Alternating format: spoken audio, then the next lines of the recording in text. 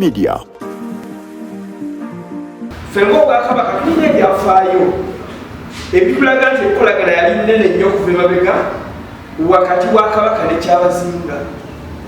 Ekimu ku byafaayo Ssekabaka Muteesa we yali awasa Omumbejja Debula Kisosonkole, Kyabazinga Wilberforce Kadumbula na Byobe eyali best man we mu Luganda tumuyita Kalinnya Munta.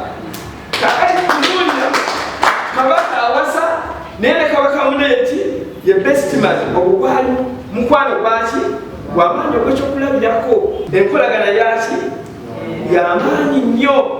Naye ng'ate erojjeeko ekyo Ssaabasajja Kabaka alina abaami Busoga, tulinayo ow'essaza, tulinayo n'omumyuuka we.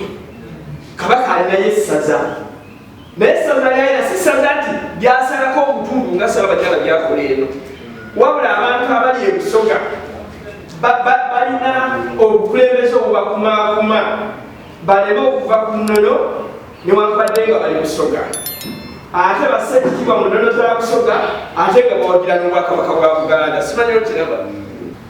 Abafunyamala bajja nga baawula ensalo tugenda mu regions zonna ozigatta. Kabaka owa Buganda bwe yalondebwaga president, vice president yali munywanyi we Banakaanya Busoga. Simanyi okiraba. Era Kabaka owa Buganda n'owa Busoga be basooka mu bukulembeze bw'eggwanga eriyitibwa Uganda. Era omu bwe yabita ne munne n'abikola ki? N'abita. Era basobola nnyo owa Buganda n'owa Busoga, basobola nnyo owa Busoga n'owa Buganda bakoze ki? Nga biganda. Oweekitiibwa Katikkiro Muvaalo we yagenze okutegeeza Obuganda nti Kyabazinga agenda kufuna maama.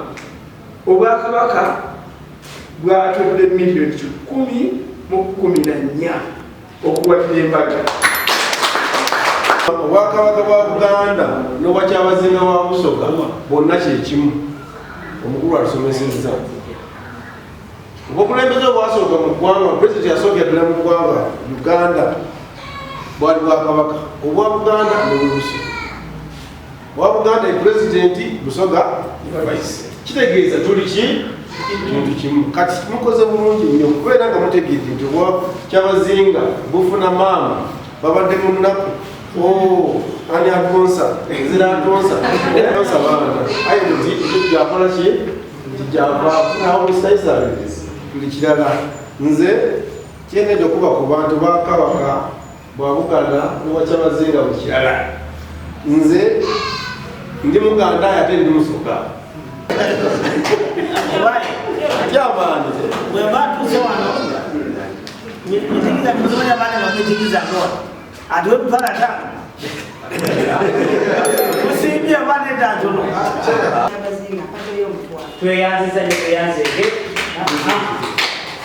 aha erinya lyafe Mulamba esente metazokete baziwulire omwalo gwese tuyanze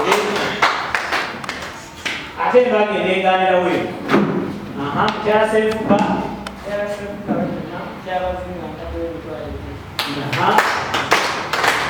Nonya sente, nagande kunonya sente.